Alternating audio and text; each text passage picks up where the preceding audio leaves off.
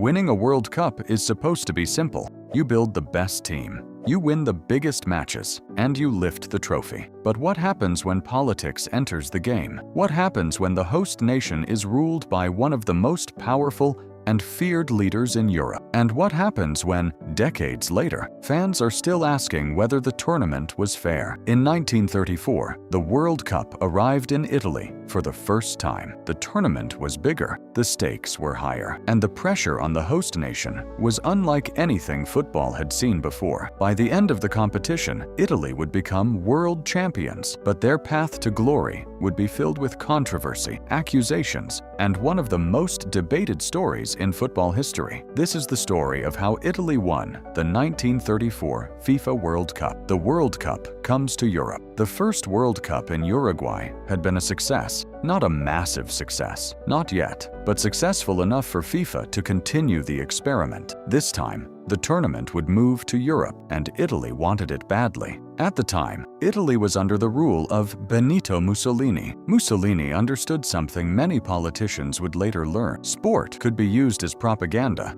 A winning national team could make a country look strong, united, and powerful. Hosting the World Cup wasn't just about football. It was about prestige. It was about image. It was about proving Italy's greatness to the world. FIFA eventually awarded the tournament to Italy. The hosts now had one mission: win it, no matter what.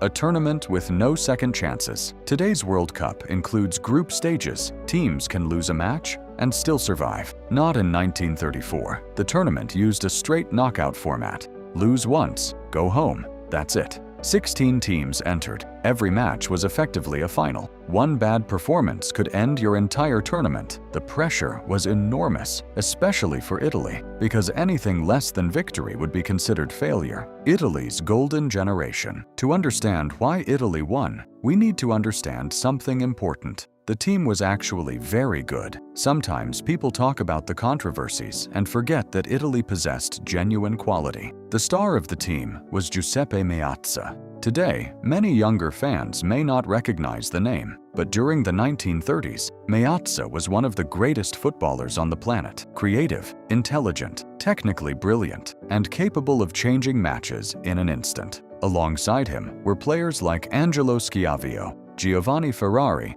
and Luis Monti. Monti was particularly interesting. Just 4 years earlier, he had played for Argentina in the 1930 World Cup final. Now, he was representing Italy. The squad combined skill, experience, and tactical discipline. They had the talent to win, but talent alone wouldn't make history. A statement to the world. Italy's first match came against the United States. The hosts didn't just win, they dominated. From the opening whistle, Italy looked faster, stronger, and more organized. The Americans struggled to keep up. By full time, Italy had won 7-1. The message was clear. The hosts weren't here to participate. They were here to become champions. But the real challenge was waiting, and it would become one of the most controversial matches ever played. The Battle of Florence, Italy's quarter-final opponents were Spain. The match quickly turned into chaos. Football in the 1930s was already physical. This was something else. Players crashed into each other. Tackles flew in from every direction. Injuries piled up. Arguments erupted. The match became so violent that it later earned a nickname, the Battle of Florence. Neither team could find a winner. After extra time, the score remained tied. Today, we would go to penalties, but penalties didn't exist. Instead, the teams had to play the entire match again the following day. Think about that. After one of the most brutal matches in World Cup history, both teams were asked to return and do it all again less than 24 hours later. Several Spanish players were too injured to continue. Italy won the replay 1-0, and immediately controversy exploded. Many Spanish players accused the referee of favoring Italy. Fans began asking difficult questions. Were the hosts receiving special treatment, or were they simply finding ways to win? The debate had begun, and it wasn't going away. The Wonder Team challenge. Next came Austria. This wasn't just another opponent. Austria's national team was known as the Wonder Team. The Wonder Team.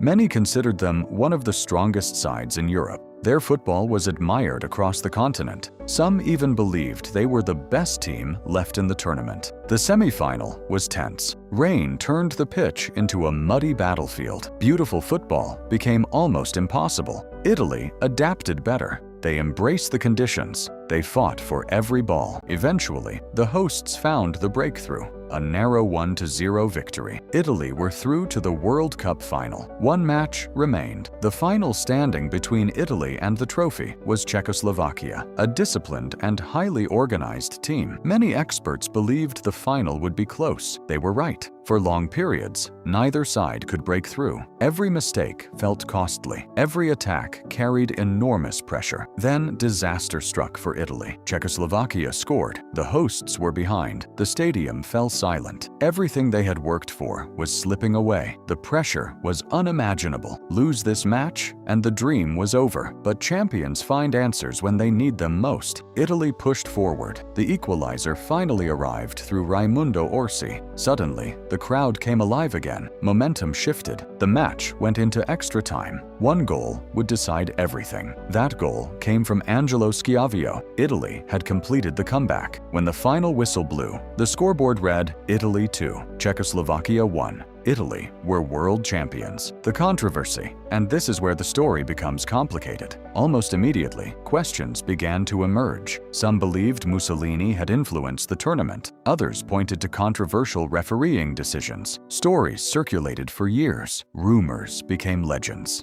Legends became myths. The truth? Historians still debate parts of it today. What we know is that several decisions favored Italy during the tournament. What we don't know is whether there was direct interference behind the scenes. No definitive evidence has ever proven the World Cup was rigged, but the controversy never disappeared. Nearly a century later, fans are still discussing it. Why Italy won? Despite the controversy, reducing Italy's success to politics alone would be unfair. This was an excellent football team. They had world-class players, strong tactics, exceptional organization, home support, and the ability to perform under pressure. When they needed goals, they found them. When matches became physical, they adapted. When the final seemed lost, they fought back. Controversy may surround the tournament, but quality played a major role too. Legacy. Italy's victory changed football history. They became only the second nation to lift the World Cup, but more importantly, they established themselves as a global football power. The triumph would inspire future generations, and it wasn't the end. 4 years later, Italy would return to defend their crown, a challenge no nation had ever faced before, and somehow they would make history again. If you enjoyed this story, make sure to subscribe, because next time we're heading to France in 1938, a tournament overshadowed by growing political tensions across Europe. A tournament that would be the last World Cup before World War II changed the world forever. And a tournament where Italy would attempt to do the impossible, win it all again.